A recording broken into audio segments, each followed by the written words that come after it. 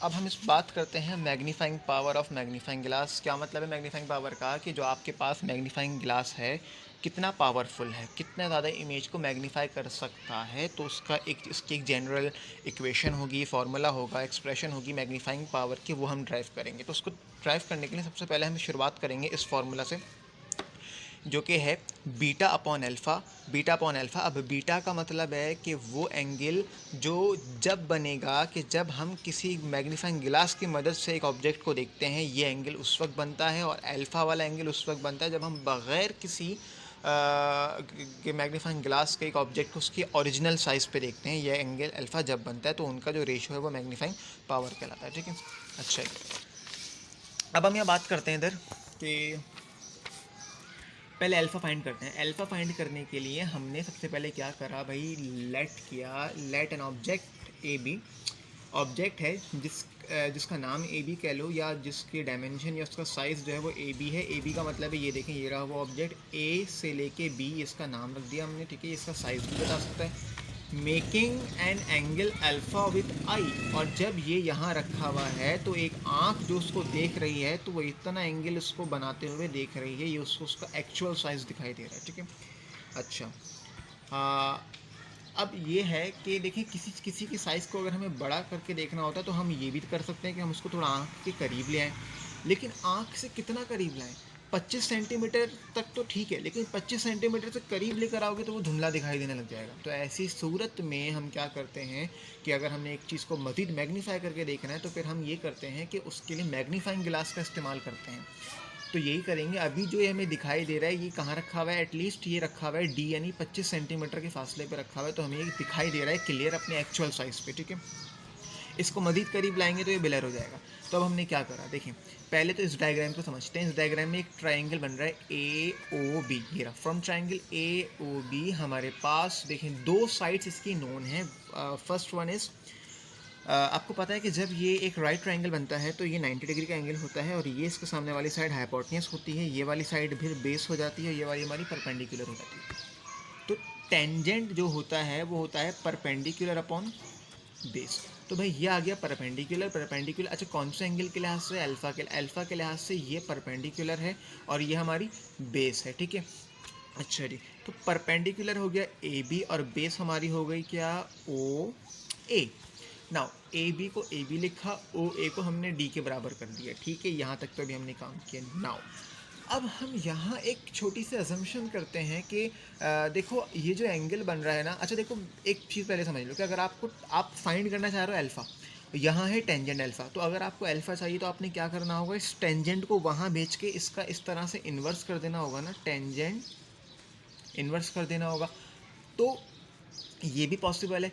लेकिन जब ये जो अल्फ़ा का एंगल है ये बहुत छोटा होता है इन रेडियन, यानी रेडियन वाले मोड में, जब ये एंगल अगर बहुत छोटा कोई वैल्यू रखता हो तो उस सूरत में होता क्या है कि टेंजेंट अल्फ़ा ऑलरेडी अल्फ़ा के इक्वल आ जाता है। मिसाल के तौर पे कह रहा हूँ, अगर अल्फ़ा है 1 तो टेंजेंट अल्फ़ा जो होगा वो ऑलमोस्ट 0.999 कुछ आ जाएगा। तो हम कहते हैं भाई ये अप्रॉक्सीमेटली बराबर है। तो बड़े एंगल्स में ऐसा नहीं होता। तो बड़े एंगल्स की सूरत में फिर हम यही करेंगे कि अल्फ़ा को यहाँ छोड़ के 10 को वहाँ भेज के उसका इन्वर्स करा देंगे। लेकिन छोटे केसेस में हम अगर ये कराएं भी तो टेंजेंट इन्वर्स का जो आंसर आएगा ये वही आंसर आएगा जो कि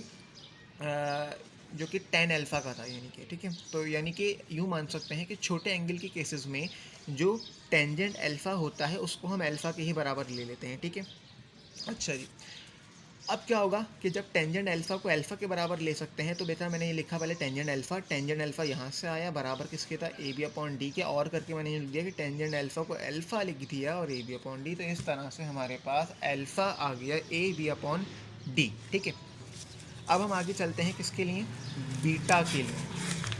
तो बीटा जो है वो हमें ऐसे मिलेगा बीटा जो कैसे मिलेगा हमें कि बीटा देखते हैं। बीटा के लिए क्या करना पड़ेगा, बीटा के लिए ये रही हमारी इमेज। इस इमेज में आप देख सकते हैं कि ये हमारी आँख है जिससे हम देख रहे हैं, ये रहा वो ऑब्जेक्ट जिसको हम मज़ीद बड़ा करके देखना चाह रहे थे। तो हमने क्या करा, हम इसको जब आँख के और करीब लेकर आए तो अब याद रखना कि ये least distance of distance vision पे नहीं है। ठीक है, जब इसको करीब लेकर आए तो हमने इसको मैग्नीफाई करना देखना चाहा, तो हमने क्या करा, हमने एक मैग्नीफाइंग गिलास या कॉन्वेक्स लेंस की मदद हासिल करी। तो ऐसे में क्या हुआ, जब हम अपनी आँख और एक ऑब्जेक्ट के दरमियान लेंस को लेके आ जाते हैं, तो फिर हमारी आँख को उस ऑब्जेक्ट का साइज़ उससे बड़ा दिखाई देता है, इस तरह का दिखाई दे रहा होगा। ये हमारी इमेज होता क्या है, ये ऑब्जेक्ट जो है वो लेंस से जिस फासले पे रखा होगा उसको बोलेंगे ऑब्जेक्ट डिस्टेंस यानी पी। अब देखें, लाइट की एक रे जो उस ऑब्जेक्ट से पैरेलल आके लेंस से ट्रांसमिट करेगी और आँख में कन्वर्ज हो जाएगी, ठीक है, ऐसा ही है। एक और लाइट रे देखते हैं, अगर कोई भी लाइट रे इधर से भी आएगी तो इस तरह से कन्वर्ज हो जाएगी। यहाँ से आने वाली, सेंटर से, पोल से गुजरने वाली भी लाइट में एंटर हो रही है। अब आप देखें, लाइट में एंटर होने वाली तमाम रेजेज पैरेलल हैं, पैरेलल। अब याद रखें, जो लाइट रेज पैरेलल होती हैं वो टकराती नहीं हैं या बहुत दूर जाके टकराती हैं, तो ये आँख में जाके हमारे आँख के रेटिना से, यानी जो आँख का पर्दा होता है, उससे कैसे टकराएगी, तो इमेज तो बनेगी नहीं। तो क्या होता है कि असल में ये इमेज बनती है लेकिन रियल नहीं बनती, ये बनती है वर्चुअल इमेज। और वर्चुअल इमेज कैसे बनती है, देखें, ये वाली लाइट रे को आप एक्सटेंड कर दें डॉटेड लाइन से, इस तरह से। सिमिलरली इस वाली लाइट रे या जितनी भी लाइट रेज उनको एक्सटेंड कर दें बैकवर्ड, तो जहाँ वो जाके मीट करती हैं वहाँ वर्चुअल इमेज बन जाती है। कैसी इमेज, वर्चुअल, जो कि ऑब्वियस सी बात है रियल नहीं होती, इसको वर्चुअल इमेज कहते हैं। ये वर्चुअल होती है और इरेक्ट होती है। इरेक्ट का मतलब है स्ट्रेट, इस तरह से, जिस तरह ऑब्जेक्ट है वैसी ही होती है, ठीक है। अच्छा, तो इस तरह फिर जो इमेज बन जाती है, इमेज लेंस से, असल में हम जो देख रहे हैं वो लेंस के थ्रू देख रहे हैं, हमारी आँख लेंस के बहुत नज़दीक होती है, ठीक है।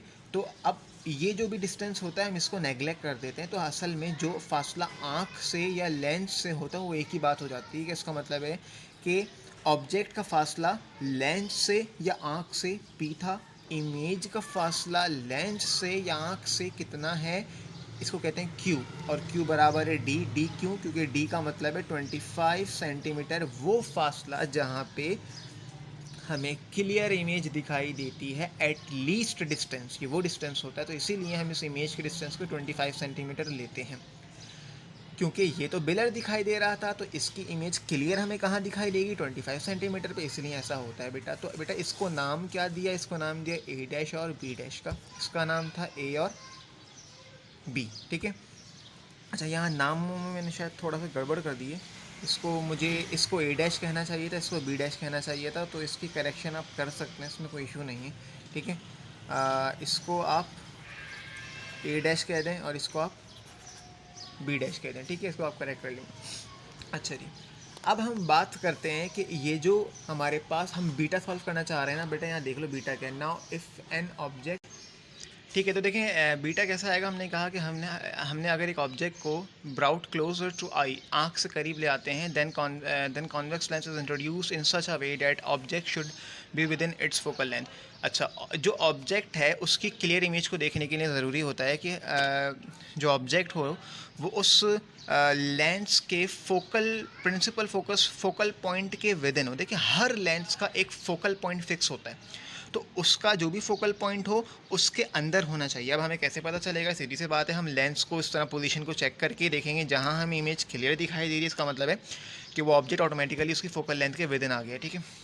अच्छा जी, तो यहाँ जो बनने वाला ट्राइंगल है, कैसे देखें, from triangle A O dash B, इसको मैंने ओ डैश कहा है, पहले वाले में इसको ओ कहा था, ओ डैश, और अगेन इसी को लेंगे, जिसकी इमेज हम देखना चाह रहे हैं हम उसी की बात करते हैं, ऑब्जेक्ट की, ओ डैश ए और बी, क्योंकि पहले इसका एंगल अल्फ़ा बन रहा था, अब इसका एंगल बीटा बन रहा है, अब हम ये बड़े एंगल पे दिखाई दे रहा है, ठीक है। अच्छा जी, अब हम इस ट्रायंगल की बात करें अगेन, ओ ए ओ डैश बी, यहाँ से इस बीटा को सॉल्व करते हैं, क्योंकि देखें ये वाली साइड परपेंडिकुलर है, ये सॉरी नॉट दिस साइड, ये साइड परपेंडिकुलर है और ये साइड हमारी बेस है, तो बेटा यही हो जाएगा अगेन टेंजेंट बीटा क्या हो जाएगा, A B upon O dash A, ठीक है।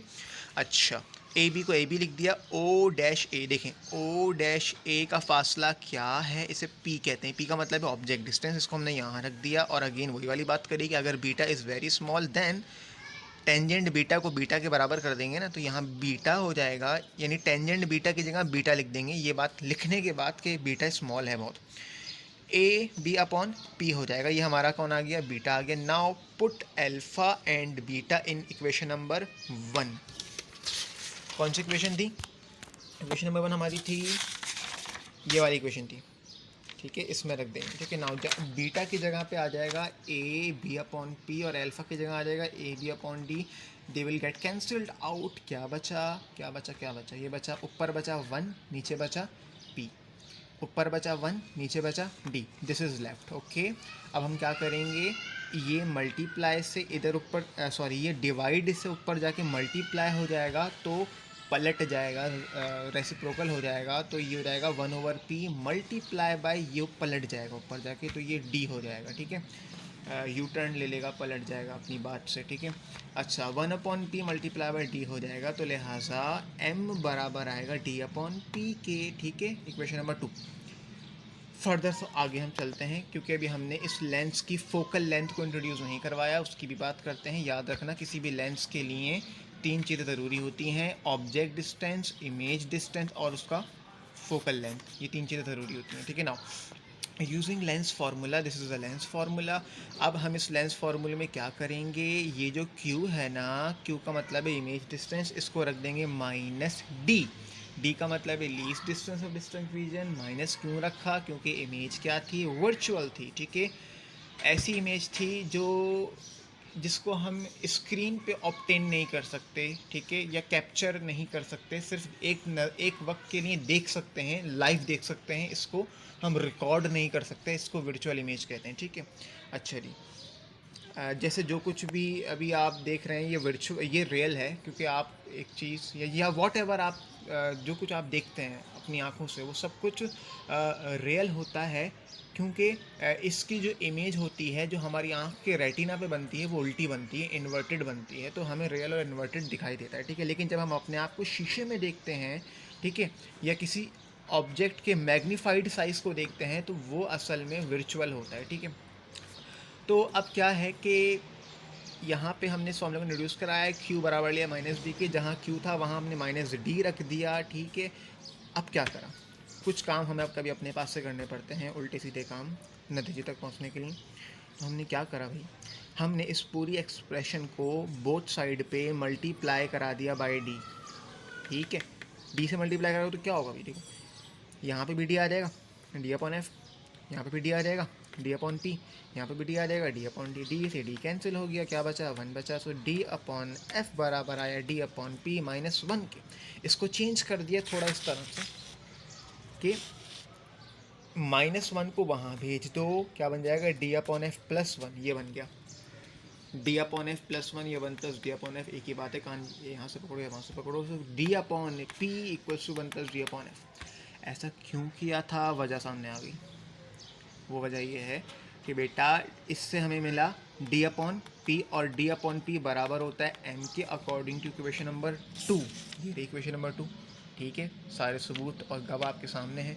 तो ये d/p बराबर आ गया m के, तो लिहाजा ये फार्मूला बन गया m = 1 + d/f। अब अगर हमें किसी सिंपल माइक्रोस्कोप की मैग्नीफिकेशन चाहिए तो कुछ नहीं, सिर्फ हमें ये पता हो कि उसकी फोकल लेंथ कितनी है, बाकी सारी चीज़ें कांस्टेंट हैं। d is a constant, 1 is a constant and m is the property, this is magnifying power, जो कि आपको आसानी मिल सकती है।